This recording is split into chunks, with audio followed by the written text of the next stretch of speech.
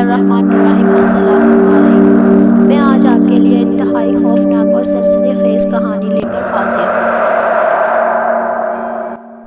پیش خدمت ہے طلسم زادی۔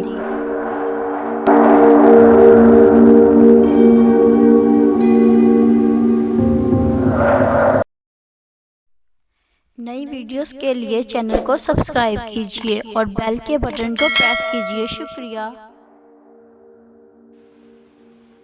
دوسرے دن راج دیو نے بڑا اہتمام کیا تھا اور بھرت چندر کو بھی بلوایا تھا۔ اچھا خاصا اجتماع ہو گیا تھا۔ پھر انہوں نے پروفیسر چارلس کا پرجوش انداز میں استقبال کیا۔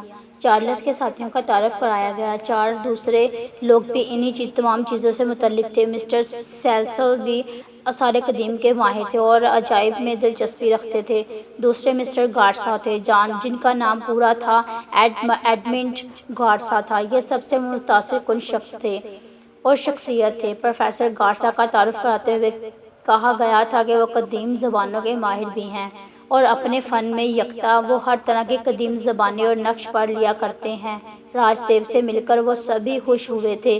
راج دیو نے انہیں نشستگاہ میں بٹھا کر چائے پیش کی اور اس دوران عجائب گھر کے بارے میں گفتگو ہوتی رہی۔ پروفیسر چارلس کی کتاب کائنات بھی زیر بحث آئی اور راج دیو نے مسکراتے ہوئے کہا، اسے میں اپنی خوش بختی ہی سمجھتا ہوں پروفیسر کہ وہ کتاب اتفاق سے مجھے مل گئی، ورنہ میں ٹھہرا کاروباری آدمی، بلکہ اصولی طور پر تو میں زمیندار ہوں اور در حقیقت ان تمام چیزوں کی اہلیت نہیں رکھتا۔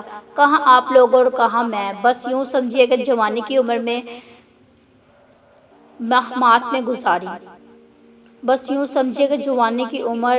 سیر و تفریح میں گزاری، زمینداری کے ساتھ ساتھ چلتے چلتے چنانچہ مجھے ان کے مواقع بھی ملتے رہے اور اسی دوران عجائب اشیاء جمع کرنے کا شوق پیدا ہو گیا اور اس شوق کو میں آج تک ختم نہیں کر سکا اور نہ ہی کر سکوں گا۔ پروفیسر ایڈمنڈ گارسا نے ہنستے ہوئے کہا، کون سی جوانی کی بات کر رہے ہیں آپ مسٹر راج دیو؟ کیا اس سے پہلے بھی کبھی آپ جوان ہو چکے ہیں؟ میں سمجھا نہیں پروفیسر۔ جوان تو آپ آج بھی ہیں، کیا عمر ہوگی آپ کی ویسے؟ سب لوگ ہنسنے لگے، سب لوگوں کو کہہ کے گونج اٹھے۔ پھر بھرت چندر جی نے کہا، اس میں کوئی شک نہیں ہے کہ میرے دوست راج دیو آج بھی 100 جوانوں کے ایک جوان ہے اور ہم ان پر فخر کرتے ہیں۔ بہت دیر تک یہ نشست جاری رہی۔ دنیا کے عجائب کے بارے میں گفتگو ہوتی رہی، بہت سے نئے نئے نام سامنے آئے، بہت سی تجاویز پیش کی گئی اور پھر لنچ کا وقت ہو گیا۔ شاندار ڈائننگ ہال میں مہمانوں کی ضیافت کا بندوبست کیا گیا تھا۔ یہ تمام لوگ راج دیو سے بہت متاثر ہوئے تھے۔ ایڈمنڈ گارسا نے ہنستے ہوئے کہا، بھئی آپ لوگوں کے درمیان سب سے عجیب شخصیت میری ہے۔ میرا باپ پرتگالی تھا اور میری ماں انگریز اور پرتگالی بھی، وہ بھی جو بحری قزاق تھا۔ آپ لوگوں کو حیرت ہوگی کہ میں اپنے باپ کے بارے میں اس طرح بے باکی سے گفتگو کر رہا ہوں، مگر حقیقت یہی ہے کہ وہ باپ کبھی میرے لیے قابل احترام نہیں رہا، کیونکہ اس نے میری ماں کو ایک بحری جہاز سے اغوا کیا تھا۔ یہ دوسری بات ہے کہ میری ماں اسے راہ راست پر لے آئی تھی اور اس کے بعد ہم نے لندن میں بوداباش اختیار کر لی، یعنی کہ ہم نے وہاں پر رہائش قائم کر لی۔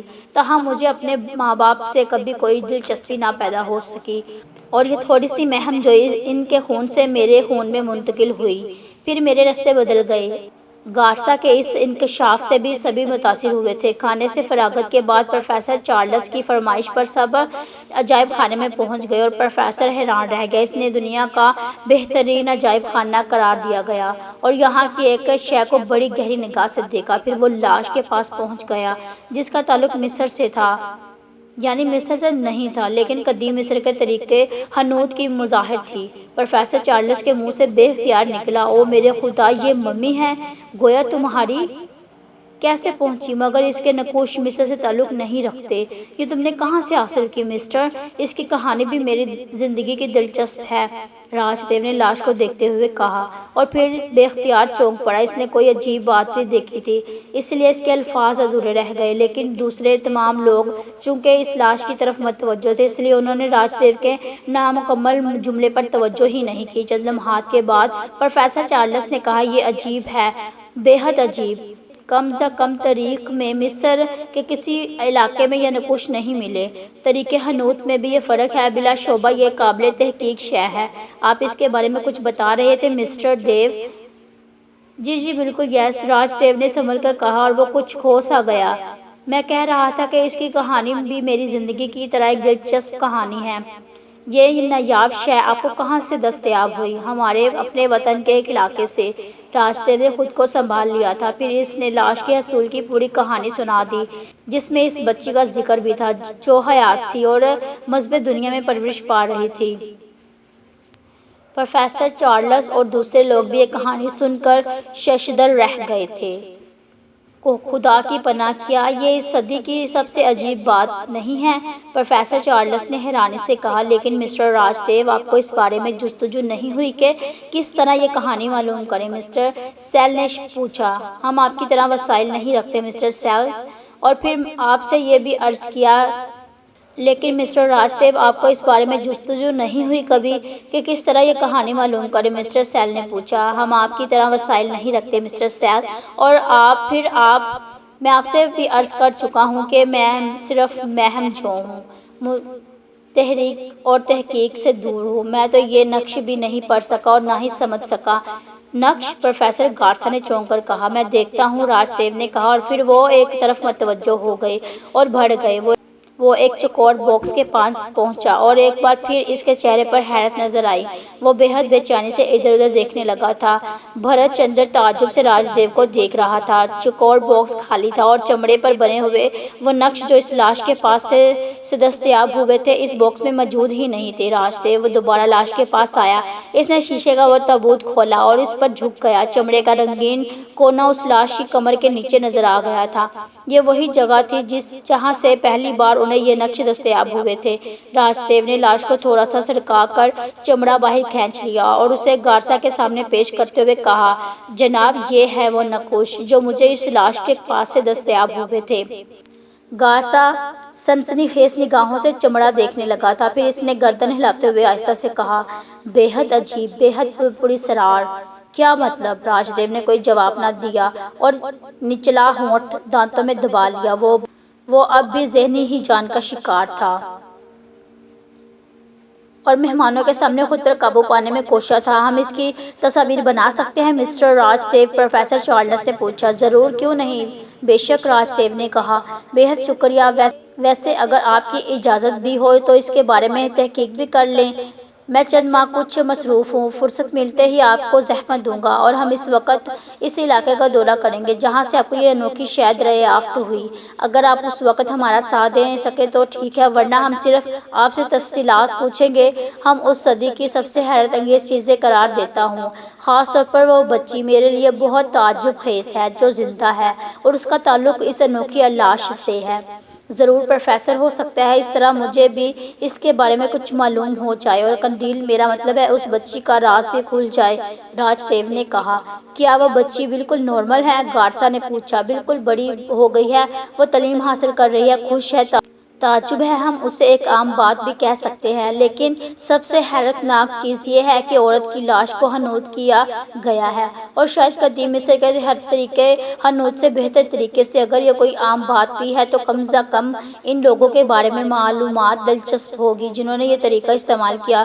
بلا شبہ، پروفیسر راج دیو نے کہا۔ بہرحال مسٹر راج دیو، اس میں کوئی شک نہیں ہے کہ یہاں آ کر ہمیں بے پناہ خوشی حاصل ہوئی، اور آپ کے اس عجائب خانے کو ہم دنیا کا بہترین عجائب خانہ کہہ سکتے ہیں۔ میں آئندہ جب نئی تحقیقات کے بارے میں کچھ لکھوں گا تو اس میں آپ کے اس عجائب خانے کا نام زیر فہرست ہوگا اور اس میں اس کا صحیح مقام دوں گا۔ اس کے علاوہ یہ بات میرے اور آپ کے درمیان طے ہو چکی ہے کہ جو ہی میں اپنی مصروفیات سے فارغ ہوا اس سلسلے میں تحقیق کے لیے آپ کو زحمت دوں گا۔ مجھے خوشی ہوگی، پروفیسر چارلس، راج دیو نے کہا۔ پھر ان لوگوں نے واپسی کی اجازت لی۔ پروفیسر گوری ان کے ساتھ ہی چلے گئے، البتہ بھرت چند راج دیو کے ساتھ تھا۔ انہیں رخصت کرنے کے بعد دونوں کوٹھی کے ڈرائنگ روم میں آ بیٹھے۔ بھرت چند نے فوراً پوچھا، راج دیو، ایک بات بتاؤں؟ عجائب خانے میں پہنچ کر تم کچھ پریشان سے ہو گئے تھے۔ ہاں، میں اب بھی پریشان ہوں، دراصل میں نے وہاں کچھ تبدیلیاں دیکھی تھیں، راج دیو نے جواب دیا۔ کیسی تبدیلیاں یار؟ بھرت چند نے کہا۔ عجیب بات ہے، میرے اس عجائب خانے میں 3 افراد کام کرتے ہیں، یہ تینوں میرے اعتماد کے ملازم ہیں اور میں نے کبھی ان کے اندر کوئی کوتاہی نہیں پائی۔ تینوں ہی مکمل طور پر قابل اعتماد ہیں۔ ان کے سپرد عجائب خانے کی صفائی ستھرائی کا کام ہے اور ایک عجیب ایک ایک چیز کو چمکانا ان کی ذمہ داری ہے۔ یوں سمجھ لو بھرت چند کہ وہ مکمل طور پر اس عجائب خانے کے نگران ہیں اور میں ان سے کوئی دوسرا کام نہیں لیتا۔ اس طویل ترین دور میں ان میں سے کسی ملازم نے عجائب خانے کی کوئی شے ادھر سے ادھر نہیں کی۔ بس ان کا اپنا کام ہوتا ہے اور اسے انجام دینے کے بعد وہ فارغ ہو جاتے ہیں۔ یہاں موسمی حالات کے تحت ان چیزوں کی حفاظت کی جو ذمہ داریاں ہوتی ہیں وہ اس ذمہ داری کو بھی انجام دیتے ہیں۔ باقی تمام چیزیں اپنی جگہ پر جوں کی توں ہے، لیکن ایک تبدیلی نے مجھے حیران کر دیا۔ وہ تبدیلی کیا تھی؟ بھرت چند نے پوچھا۔ وہ لاش تم نے شاید پہلے بھی دیکھی ہوگی بھرت چند، اور ہو سکتا ہے اس کی ترتیب تمہارے ذہن میں ہو۔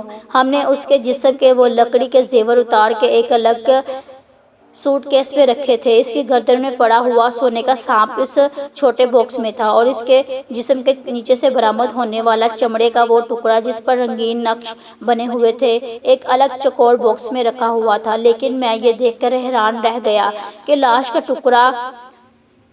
کا لکڑی کا زیور اس کے جسم پر موجود تھا۔ سونے کا سانپ اپنے باکس سے نکل کر اس کی گردن میں آویزاں ہو گیا تھا اور چمڑے کی وہ تحریر عین اسی جگہ موجود تھی جس جگہ ہم نے پہلی بار اسے دیکھا تھا۔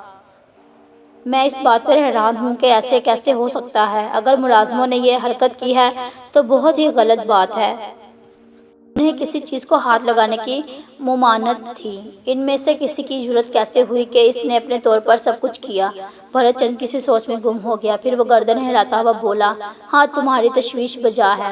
واقعی جس کسی نے بھی ایسا کیا ہے اسے ایسا نہیں کرنا چاہیے تھا، لیکن شک رہے کہ تمام چیزیں اپنی جگہ موجود ہیں اور ان ملازموں نے ان میں سے کوئی چیز چرانے کی کوشش نہیں کی۔ میں نے ایسے ہی ملازموں کا انتخاب کیا ہے بھرت چند، عجائب خانے کے لیے، جن پر مکمل اعتماد تھا۔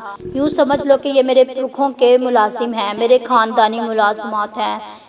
ٹھیک ہے، تحقیقات کر لو جس سے کسی کی بھی دل آزاری نہ ہو، اور اگر کوئی شخص اس کا مرتب پایا جائے تو اسے سزا دے سکو۔ بس یہی بات تھی جس نے مجھے پریشان کر دیا تھا۔ حیران ہوں کہ کسی نے یہ جرأت کیوں کی، راج دیو نے کہا، اور پھر بھرت چند کے سامنے ہی اس نے دوسرے ملازموں کے ذریعے ان 3 ملازموں کو طلب کیا۔ راج دیو انہیں لے کر عجائب خانے میں پہنچ گیا۔ تینوں ملازم بیچارے اس انداز سے پریشان نظر آ رہے تھے۔ تلسی، تم یہاں کوئی تبدیلی دیکھ رہے ہو؟ کوئی چیز ادھر سے ادھر ہوئی ہے؟ اس نے تینوں ملازموں کو گھورتے ہوئے کہا۔ میں سمجھا نہیں مالک، تلسی پریشانی سے بولا۔ میں نے تم لوگوں کو منع کیا تھا کہ ان میں سے کوئی چیز ادھر سے ادھر نہ ہو، پھر تم لوگوں نے یہ شو کیس کیوں کھولے؟ نہیں مالک، ہم نے ایسا نہیں کیا اور نہ ہی ہم کبھی ایسا کر سکتے ہیں۔ تلسی، تم مجھ سے جھوٹ بول رہے ہو۔ مالک کی سوگندھ، اس میں کوئی بات نہیں اور نہ میں جھوٹ بول رہا ہوں، ہم نے صرف اپنا کام کیا ہے۔ مالک کی سوگندھ، اس میں کوئی بات جھوٹ نہیں ہے، ہم نے صرف اپنا کام کیا ہے۔ پر مالک ایک بات آپ کو بتانا چاہتے ہیں، ہم پہلے بھی سوچ رہے تھے، لیکن دیپ چند نے کہا یہ ہمارا وہم بھی ہو سکتا ہے۔ کیا؟